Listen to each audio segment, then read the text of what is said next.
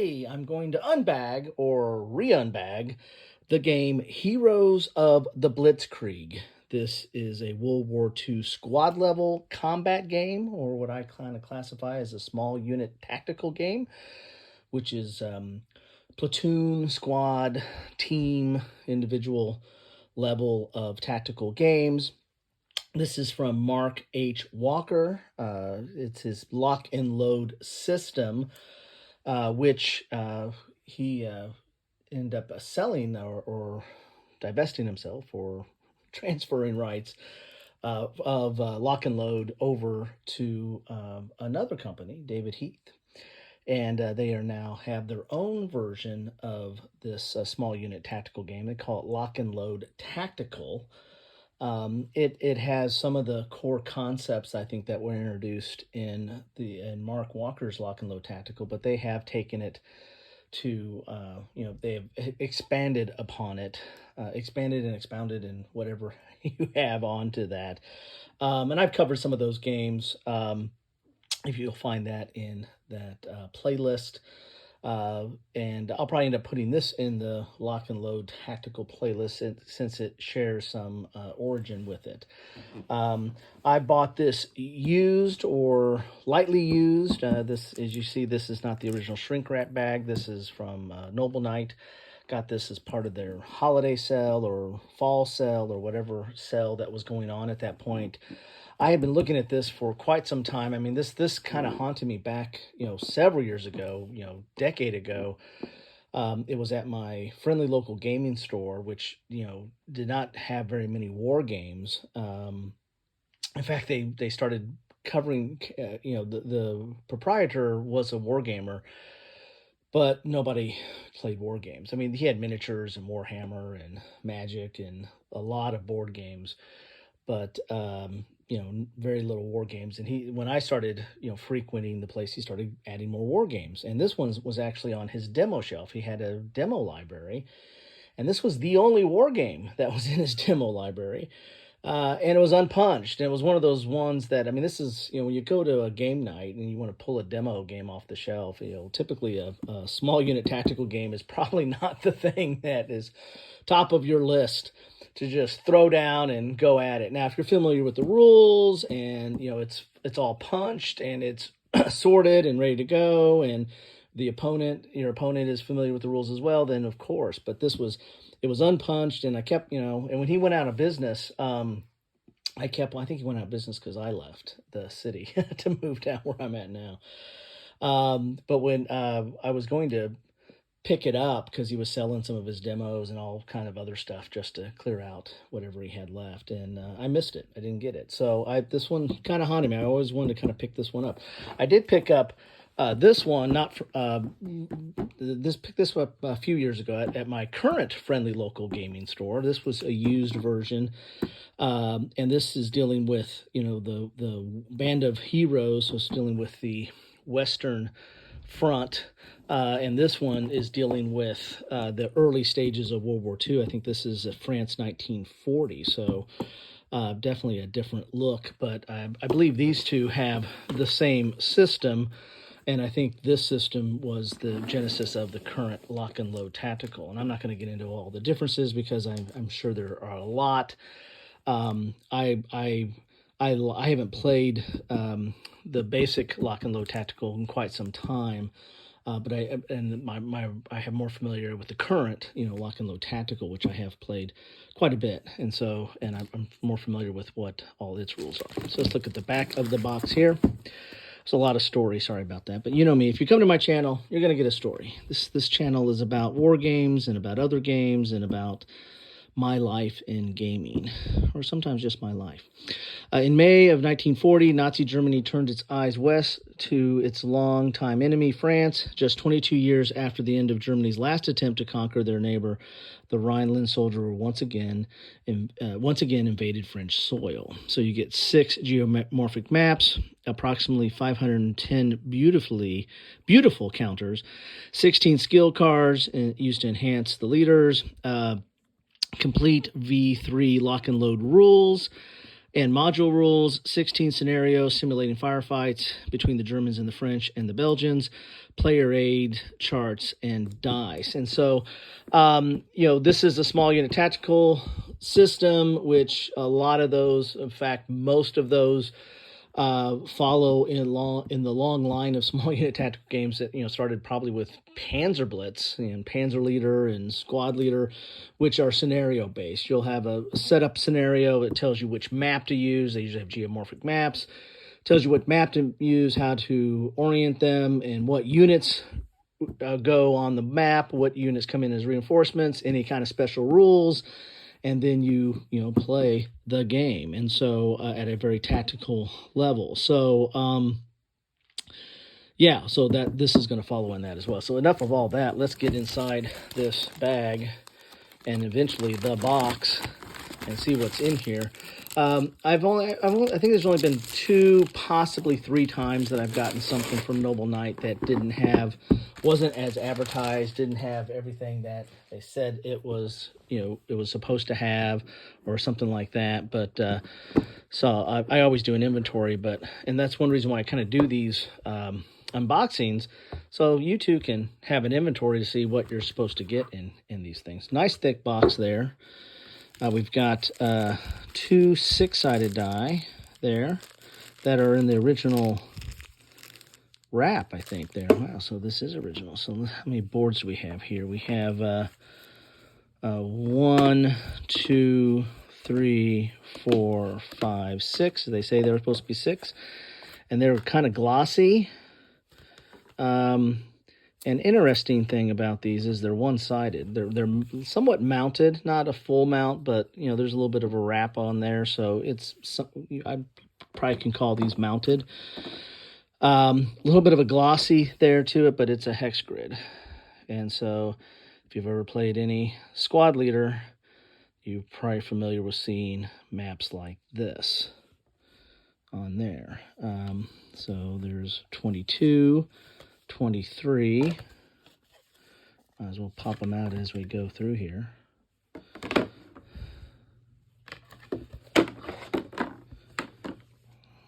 Is this 24? No, it's 27. Well, I'll just do them in order that they come out here. Got some urban area there. Sorry for the glare coming in there. Here's 26.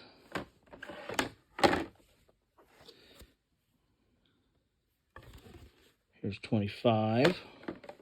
And if my math is correct, I bet this is 24.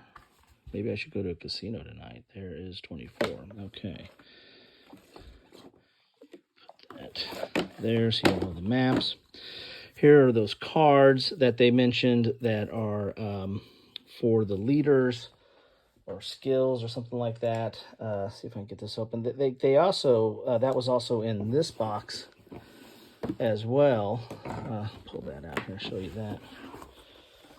I just have them here. You had cards like this. These were perforated. I think I had to punch these out. They're like separate skills that can modify things. I think I had to punch those out. These, at least, I think are real. I'm a real boy. I think these are real cards this time around. Not that the other ones aren't, but I mean, the old perforation, I remember that from, Avalon Hill days. So these are like Ace Gunner, Armor Piercer, Assaulter. These are different things that leader, hero, that skills and ability, a little thick there, a little sticky there, that you can use to augment the game. And a little kind of thin, but at least it's not perforated, right? Here are the rules of play, and I believe that's a more updated version than what I had in this one here. Let's see what we got here. And, small unit tactical games tend to be, long, verbose. Not necessarily verbose as much as just detailed. There's a lot of, Advanced Squad Leader is the king of that, right? There's a whole thick binder of all the separate rules and elements. This is 35 pages. 30. I don't think you count the back. Of course, you can use that back as a map. Hey, we could throw the back of the book down and play a game. So 35 pages. See how it's lined out here. Here's the table of contents. It's all black and white and some grayscale, it looks like. There's explaining some of the units there. And they were really big on squads and half squads. And then you get down to like individual leaders and teams as well. But I remember half squads was a kind of a lock and load tactical type thing that I didn't necessarily see in all the other games out there, all the other small unit tactical games. It looks like it's dual column. And with that watermark, it's kind of hard to read at times. Not wild about that. Along with the grayscale. I mean, I like the imagery, the silhouette. That's kind of cool. But we're all about the games. Their newer rule book for their system, and again, it's a different company now, right? But this is the newer rule book. This was 5.0. I don't know if they're up to over that. They probably are. But there you go. That is the rules. This, became this at some point, right? And you can see this is color and all kinds of goodies in there. But these systems can, kind of get burst at the seams, so to speak, at times. In their endeavor to achieve realism, whatever that is, or simulation value, they have a tendency to get into the weeds on this stuff. And that's a whole other debate for a later time and a later topic or later day. So there you go. That is the rules. I'll compare that to the ones that are in the base version of the other game. Here are the counters. Counters are quite shiny. A bit of a finish to that. Decent thickness, dual-sided, but definitely shiny. So there's that. And again, this is like a lot of squad level type games. There's a whole sighting aspect to this. Well, not every game has a sighting aspect. I take that back. But a lot of game, that is usually one way in which you handle combat. How can you see the person, and if you haven't spotted the person and taken an action to spot the person, then you can't shoot at them, right? If you can't see them, you can't kill them. And so this game really has that as a kind of a core mechanism of spotting and trying to see, maneuvering your troops, get them into position, and spot the enemy so that you can, take them out, right? Other games, have like one game, one of the later iterations, like the last 100 yards, they have kind of more a reactive or initiative basis, where the force that has initiative, they can do what they need to do. The other side can only really react. So if the one side moves within its purview, then it can do something to react to that unit. But if it doesn't, if it's way up the map or whatever, then the units can't react to it. So it's kind of a little bit more a different way of handling kind of a spotted, or if you see it, you can kill it type approach. Some more of the units here. These are the French. And I assume these are the Belgians. Or are these the... Yeah, I would think that might be them. They're double-sided, of course.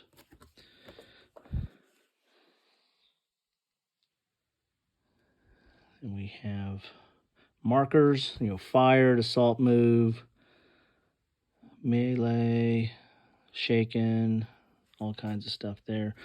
Ops complete, meaning that unit is done what it can do for the turn. And then, of course, they have for vehicles and like, you have this special grid on them for like range combat to, how close and armor and stuff like that, penetration. Here are the module rules. So these are the rules for the individual scenarios. So again, it's scenario based here. And more important, more importantly, probably this is for this unit. So this is dealing with French forces and Belgian forces. So what are some of the specific rules that go to them? Maybe some rules on the specific type of vehicles or equipment that is going to be used in these scenarios. There's the module rules. Then we get to the modules themselves or scenarios, which there are quite a few in there. Ooh, we got a larger map in there. Let's see that in a second here. So these are the scenarios themselves, and these are on very thick paper. Good old player aid type paper there.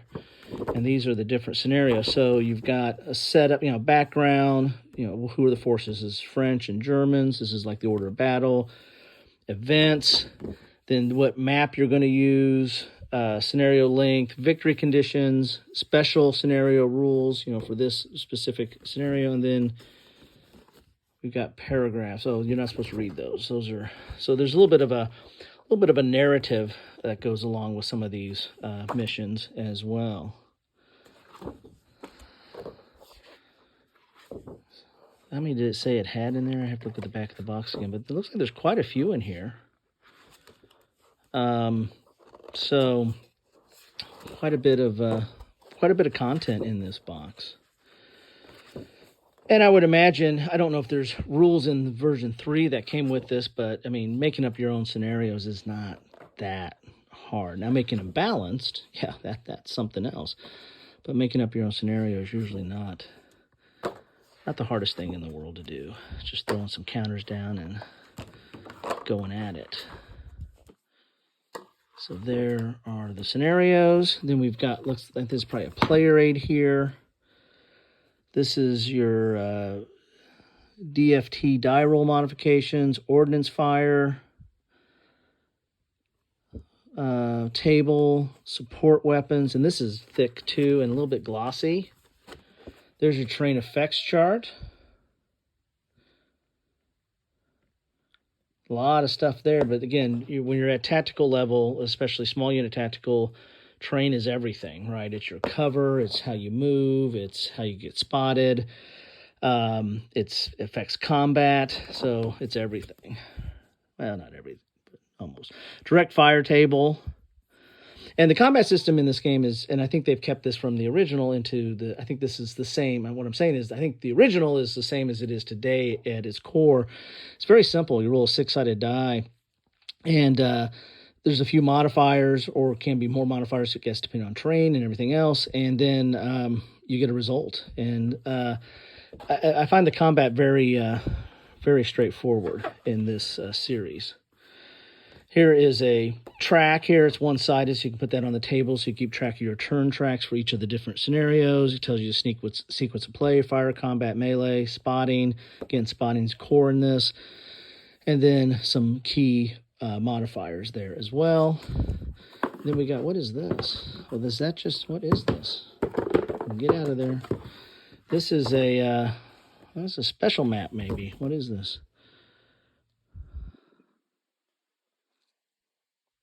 I don't know.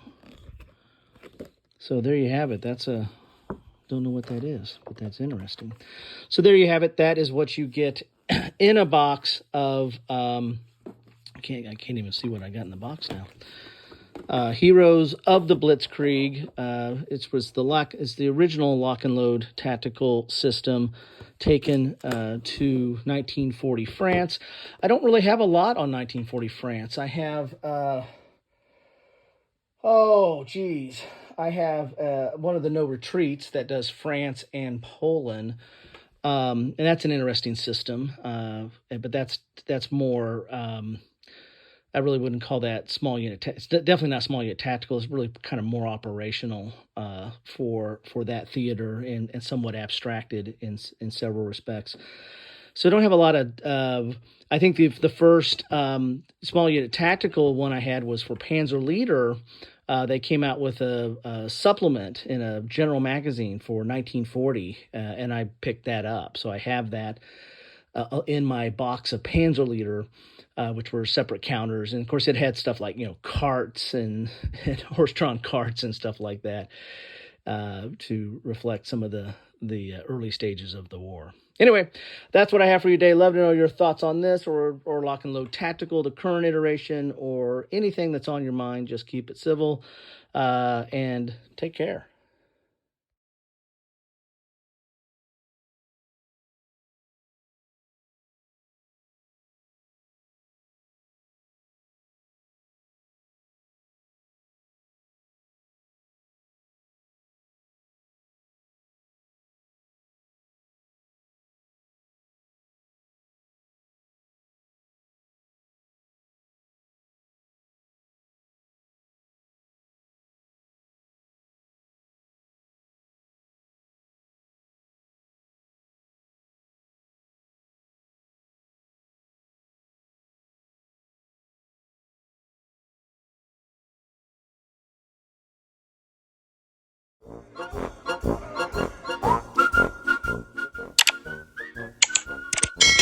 Thanks for watching.